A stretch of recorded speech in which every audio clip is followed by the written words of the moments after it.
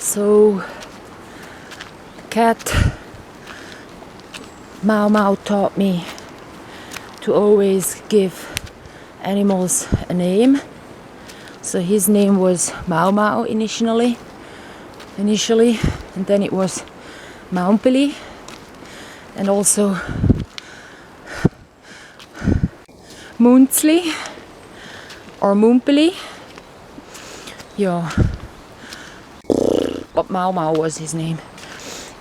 At the very beginning I didn't give a name so that I wouldn't interfere in his like wild behavior, but he got more and more to be a cat that knew what life is like beside me, so I gave him a name.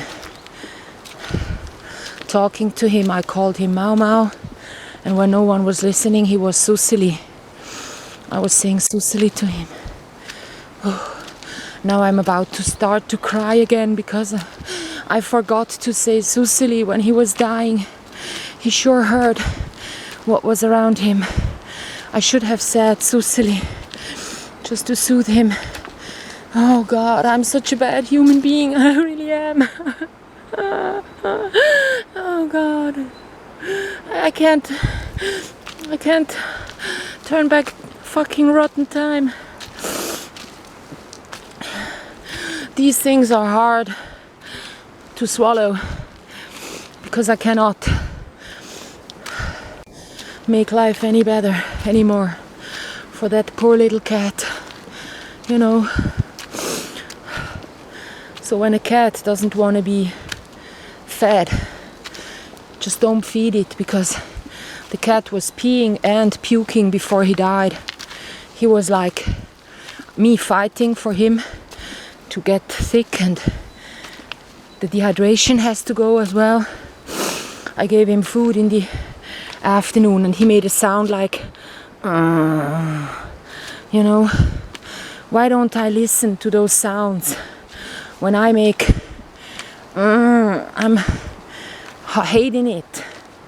So he hated me in the end, feeding him. You know what I'm talking about? My fucking learning process. So the cat taught me. Now let's keep this positive. The cat taught me about, you know, a cat's purr might be a yes.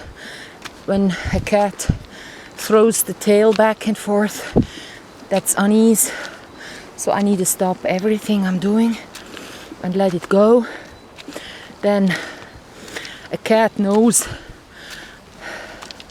whether it wants to eat or drink. And now my cat died because he knew so much that the hurt in his mouth wouldn't let him eat.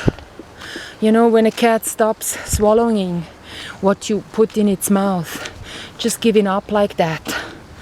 I mean, what can you do? I had no money for this vet and give him a water injection. So what can I do? Please tell me. Make him eat liquids. So there is the fucking cable car approaching, so we know approximately what time it is. Well, I'm looking forward to drinking something as soon as I get home. So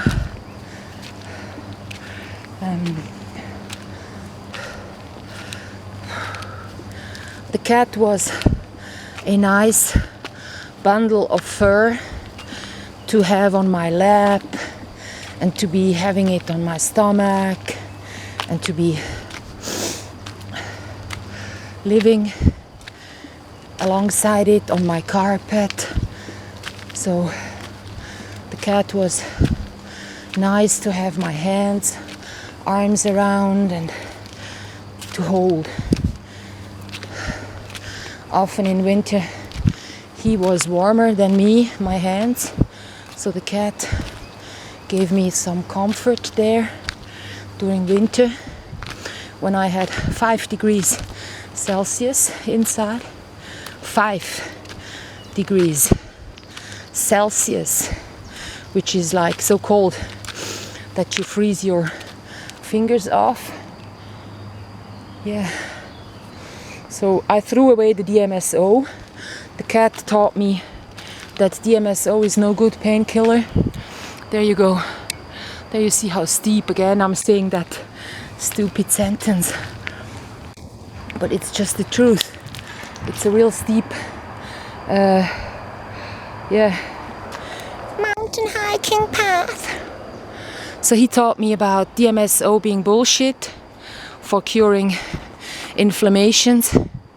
A cat being such a small being, an inflammation should be cured in nothing. In 4 hours a cat can eat and shit it. So it should be no problem. The fast heart rate a cat has to cure a inflammation. So if there is the one coming from above, so if the remedy called DMSO can't provide that healing in about 5 days or maybe even a week that I put it on. Oh no, it's been 5 days. Monday it got to me, I guess, or Tuesday, and then I put it on until yesterday. Yeah. Well, I'm not about counting, but the thing is I put it on day and night and gave it internally and gave it on like the side of his eyes. Yeah. Just even because of that, he was suffering because he hated the garlic smell of it, I'm sure.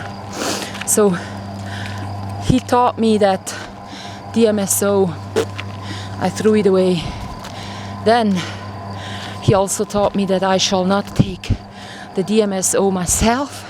So even that one, I threw away. You know, the one that I bought with a lot of stuff, tinctures of herbs that would cure psoriasis, now is gone. So I will buy CBD oil, and that one will heal any sort of skin condition. Because yeah, I saw a study stating that CBD oil is well for these things.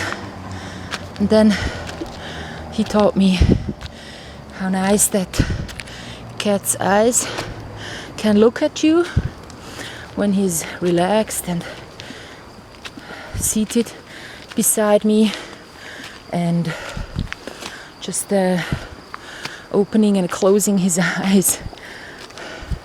He had greenish eyes, like brown, yellow greenish eyes, like the color of mustard.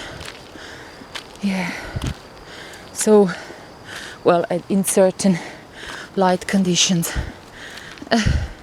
can change. Then he taught me what nice wood I'm living beside. He was often walking in there, so I went in there with him too, and I walked routes I wouldn't have taken by myself. Then he taught me like the laugh with his paw when he was pounding at me softly. That was so sweet. And when he woke me up with his paw, that one was sweet too. Just once he put the paw on me without his, you know, and by that he woke me up in the wintertime so that he could go out and pee. It wasn't for eating, it was for he wanted to leave. And then when he slept beside me, this was so nice. And he also taught me about boundaries. Whenever he got up and left for the extra room that I have, then it was time for him to be alone. Then he was on the chair in there on the sheep's fur. Yeah. And to let go of things was really easy now that he was ill. I let go of like 2 blankets. You know, in winter when it gets really cold, those blankets, yeah. But I will want to have my goose down overall. The trousers that are a bit like, you know, oversized trousers. I want to have them on and be warm all through the day, not just at night when I'm in bed. So a woolen towel, a sweater, another sweater and another sweater, because he peed on it or he died on it. I wanted it to get away, and I cut it to t-shirts. So either I'm gonna wear a t-shirt or a top because the weather is so hot, or I'm wearing a pullover. But this middle thing is just bullshit, because often I was too hot in that